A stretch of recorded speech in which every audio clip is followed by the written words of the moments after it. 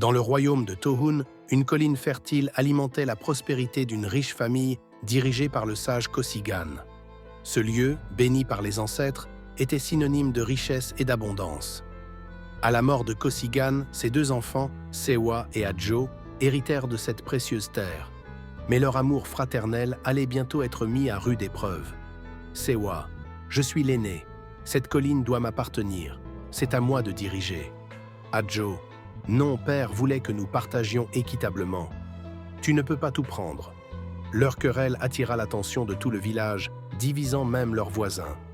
La paix qui régnait depuis des années commença à vaciller. Un sorcier, fatigué des disputes, apparut un soir. Il prononça des paroles qui allèrent changer le destin de la famille à jamais. « Sorcier, votre avidité et votre entêtement empoisonnent cette terre.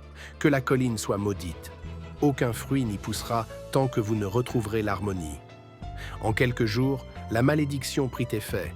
La colline, autrefois source de vie, devint stérile. Les récoltes fanèrent et la faim s'abattit sur le village. Incapables de s'entendre, Sewa et Adjo quittèrent le village, emportant avec eux leur colère et leur amertume. Leur famille, autrefois unie, était brisée. Le village tout entier paya le prix de cette querelle familiale.